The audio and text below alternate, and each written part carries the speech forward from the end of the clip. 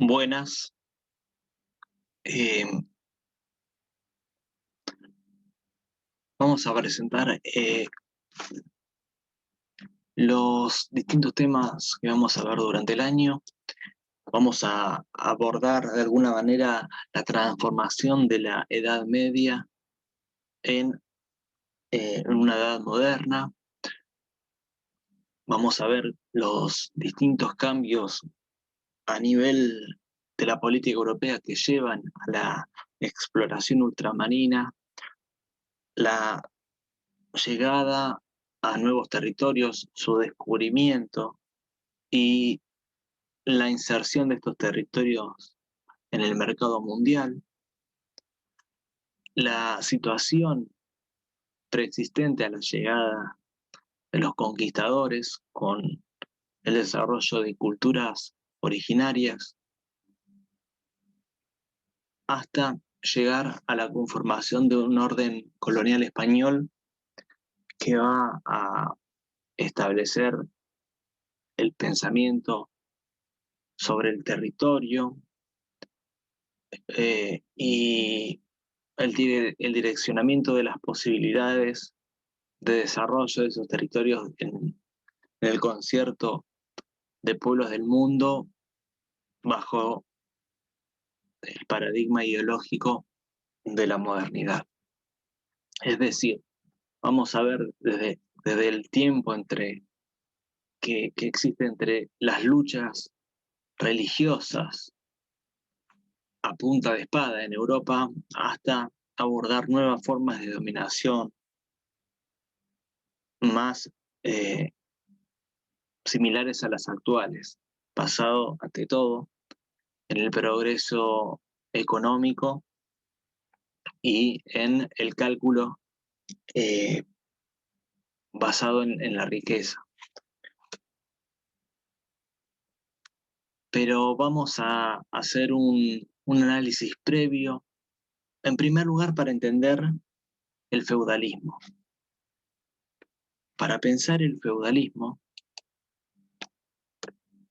tenemos que pensar en el Imperio Romano, ese Imperio Romano que significa una dominación del continente europeo y que establece de alguna manera una cierta unidad que no significaba uniformidad, muchas veces significaba la dispersión de distintas provincias conquistadas, gobernadas por sus autoridades locales en algunos casos, en otros por directamente miembros del Senado romano. Ese imperio se va a fracturar en el 476 por invasiones bárbaras y va a dar lugar al desarrollo de la historia de las naciones. No podemos hablar de naciones puntualmente, porque para hablar de naciones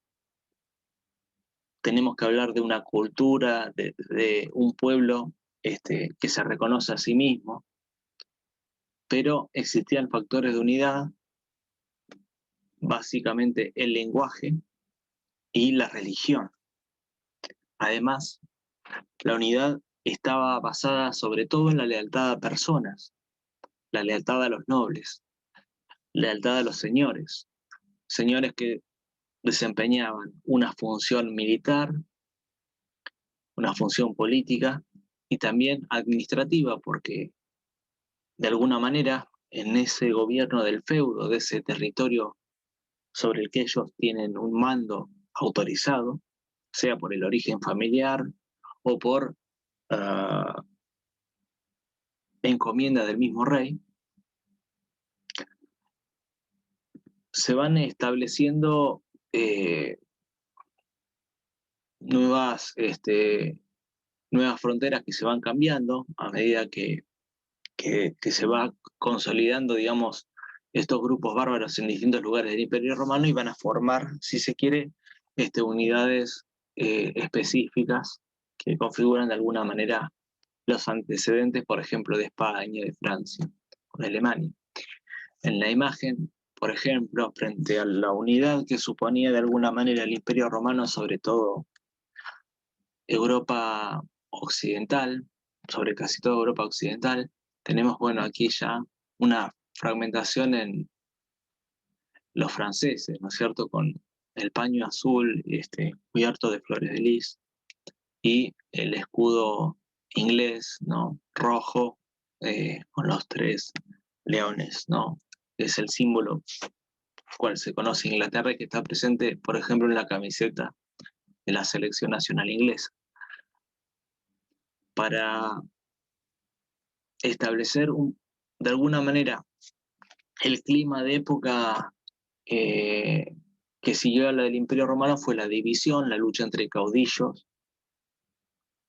ese Imperio Romano que se ve fracturado, empiezan a existir una catarsis sobre la historia de Roma, sobre por qué había caído, van surgiendo nuevos liderazgos. Prácticamente lo único que sobrevive de Roma es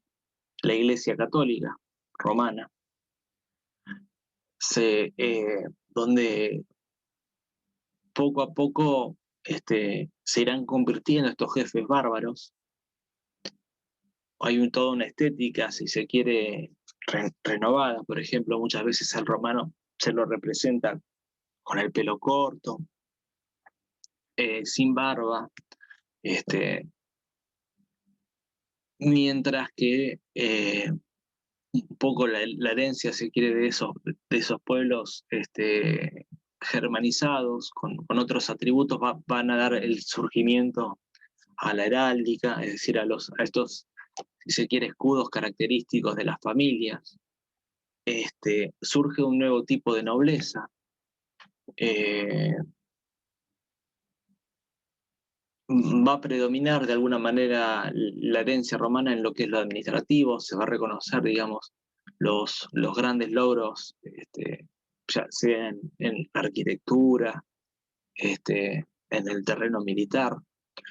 pero va a predominar también un espíritu germánico ligado también al predominio del valor, también de la jerarquía y del ánimo de combate. Si bien la inquietud del romano era pacificar bajo la dominación, es decir, establecer, si se quiere, un sistema de no demasiado conflicto tras la expansión máxima del Imperio Romano, vamos a encontrar, si se quiere, un nuevo espíritu donde lo romano predomina en la tendencia a la unidad, es decir, estos distintos jefes van a tener una idea de unirse, algunos van a tratar de ser los que de alguna manera dominen la escena, van a buscar restaurar el imperio perdido, pero en su gran mayoría van a tender, si se quiere, con la llegada del Islam en el siglo IX y sus distintas expansiones en territorio europeo, van a unirse bajo la fe religiosa. Estos jefes, estos bárbaros que habían dominado Roma, paulatinamente van a ir adhiriendo algunos a corrientes alternativas a la interpretación católica del cristianismo, pero lentamente se van a ir convirtiendo al credo católico y van a formar una unidad.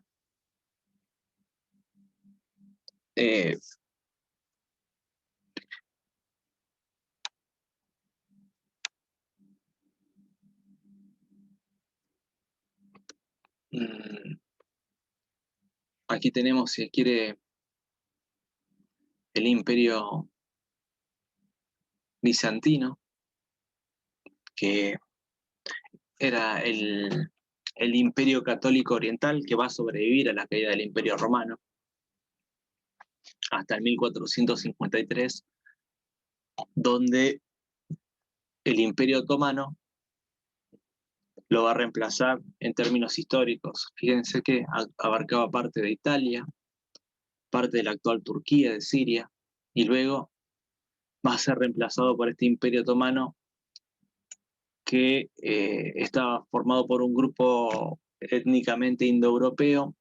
que avanzó con la prédica, influido por el espíritu, digámosle, de las prédicas de Mahoma, y se produce en este momento un conflicto claro entre lo que era el temor siempre que había permanecido en Occidente, más que nada en Grecia, a la invasión oriental, que reflejaba desde un tiempo lejano otro mundo de ideas, ¿cierto? Eh, Grecia había sido siempre, por ejemplo, muy defensor de las ideas de la libertad, que es de la autonomía de hombres iguales, mientras que el Oriente siempre había guardado reyes divinizados, los súbditos eran considerados como meras masas. Eran dos visiones prácticamente enfrentadas del mundo. De alguna manera, ese choque también entre lo que vamos a considerar bárbaro y el miedo a la invasión de un reino extranjero, en este caso el Imperio Otomano, que nos quite la libertad, va a estar presente. La invasión del Imperio Otomano va a ser en el año 1453. España para entonces está librándose de la invasión musulmana. Miren aquí el reino de Granada. El reino de Granada que supo ser un califato importante y dominar prácticamente toda España y todo Portugal. Y estamos cerca de cerrar la frutilla del postre de la unificación española para poder organizarse y medirse como una potencia internacional. De alguna manera, tenemos que comprender al mundo musulmán que está invadiendo Europa en ese entonces, o que mantiene invadida parte de Europa. No hay que verlo como una unidad, sino que más podemos tener un eje común en cuanto al credo religioso, pero si se estudia pormenorizadamente podemos ver diferencias e incluso enfrentamientos, complejidades de alguna manera de la historia. Para hablar de la sociedad feudal, que a nosotros nos va a interesar porque vamos a encontrar rápidamente en lo que es la conquista del territorio americano a personas que venían de ese espíritu de conquista, venían de luchas por la supervivencia de la nación española, de lo que hoy podríamos llamar nación española, pero podemos decir de un orgullo de los reinos visigodos, por recuperarse, por huir de la dominación del bárbaro, que está representado sobre todo en el islámico. El factor aglutinador, si se quiere, del espíritu nacional, que todavía no existe, pero que unifica al pueblo, es justamente el cristianismo.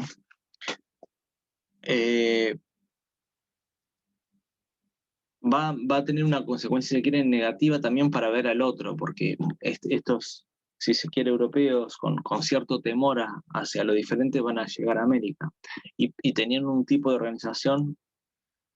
si se quiere, distinto al que nosotros podríamos imaginar a términos de hoy y su construcción social. Podemos decir que los españoles que vinieron estaban impregnados del espíritu de la Edad Media sin saber que estaban conformando a una sociedad moderna a su llegada. Para entender la sociedad media de la Edad Media tenemos que entender a un rey o un noble, un señor feudal que habita en un castillo, donde se desarrollan algunas actividades, pero que básicamente están abastecidos por los campesinos, los aldeanos que trabajan de sol a sol, perciben parte de lo que producen, pero en su mayoría envían abastecen al señor feudal. Estas tierras pertenecen al señor feudal. Algunos campesinos ven que pueden progresar mejor estando trabajando por su cuenta, se asocian, van hacia lugares en los que forman ciudades comerciales, mercados que se llamarán burgos. Estos progresarán y con el paso del tiempo se transformarán en los burgueses y comprenderán en sus escalones más altos a prestadores bancarios, prestadores financieros, que darán créditos, trabajadores especializados,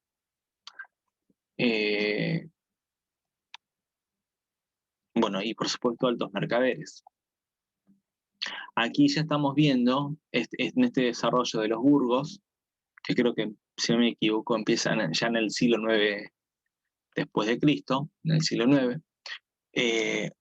se está dando el cultivo de una nueva clase social que en el futuro no va a radicar del poder en algunos casos directamente los reyes, pero va a empezar a pedir la participación política. De alguna manera, si actualmente todos los que no hemos nacido nobles podemos participar políticamente, se deben a las ideas, en principio, más allá de que muchas veces cuando los burgueses tomaron el poder no cumplieron, se deben a este pedido de derechos de los no nobles en los asuntos de gobierno para tener una influencia sobre esas decisiones que después les caen, ¿no? Por ejemplo, la Revolución Francesa, que motivó la rebelión de este grupo, de estos que eran no nobles en Francia, fue por un elevado endeudamiento económico que cuando los reyes y los nobles dijeron que no iban a pagar, que los pagaran el tercer estado, los no nobles, motivó una reacción tan fuerte que, bueno, el rey fue encarcelado. Para entender cómo se formaba la sociedad de esa época, tenemos al rey y los nobles, que desempeñaban básicamente funciones militares. A veces los nobles ocupaban cargos en el clero. Y finalmente teníamos al pueblo llano, que comprendía a todos los que no habían nacido nobles, que originalmente eran pobres por desempeñar esa función de campesinos. Si bien el campesino podía ascender en un evento especial, por ejemplo, ser un héroe de guerra, y alcanzar la nobleza, eran casos muy excepcionales y con el paso del tiempo se hicieron cada vez más excepcionales. Esta imagen es una iconografía del Imperio Bizantino. Acá tenemos el emperador Justiniano, y esta imagen me parece interesante porque vemos también la importancia, ¿no es cierto?, del factor religioso. Aquí tenemos sacerdotes que están por detrás, prácticamente vigilando las tareas de gobierno, y más por detrás aún, la presencia de las armas como garante último del orden del soberano, es decir, la gran apoyatura que significa en la Edad Media la religión y el poder militar. Finalmente, como último punto de esta primera comunicación, de alguna manera virtual, que tengo con ustedes, presento aquí la figura de Santiago Matamoros, que es una imagen de una batalla si no me equivoco, del 800-900, creo que es del 852 al 859, se dice que Santiago, el apóstol, se presentó en batalla luchando si no me equivoco, es en parte del norte de España, creo que en la región de Asturias, contra los ejércitos musulmanes. Esto sirve como una especie de leyenda nacional, y esta figura la vamos a encontrar después como un símbolo de conquista y lucha. Si no me equivoco, miren, estos creo que son pueblos originarios. Miren, son pueblos originarios. La figura de Santiago Matamoros está ligada a eso, ¿no? A la conquista y la lucha contra el infiel. El propósito, se quiere, de todo lo que hemos contado hasta aquí, no es que memorice nada. Ojalá les pueda servir como una guía, como una primera aproximación, y es contar básicamente la presencia de un español ideologizado, preparado para luchar contra un enemigo que les amenaza, si quiere, la integridad territorial y su existencia como unidad política, en este caso los distintos reinos españoles, y la llegada a América y el encuentro con un extraño que va a ser fatal, ¿no? De alguna manera. Donde con una estrategia y un cálculo, si se quiere, que tiene que ver un poco con esto de la modernidad, porque muchas veces las conquistas españolas actúan por fuera del honor, pero dentro de la practicidad, y hablan de la decadencia, se quiere, de un valor que por lo menos estaba idealizado en la época, y aquí se demuestra que es prácticamente inexistente. Así que, bueno, ante cualquier duda, no dejen de consultarme. Espero que les haya servido como una guía. Vamos a ir viendo cómo estos españoles van llegando a territorio americano y van experimentando este, distintas tensiones, y al mismo tiempo próximamente veremos algunos acontecimientos europeos que marcaron un rumbo de la historia del pensamiento distinto al que se venía llevando, que era muy propio, si se quiere, del mundo feudal y del espíritu de la nobleza que empezaba de alguna manera a discutirse en aquel entonces. Sin más, los dejo, y si llegaron hasta acá, muchas gracias, y no les voy a decir denle like, pero ha sido un gusto poder comunicarme con ustedes. Hasta luego.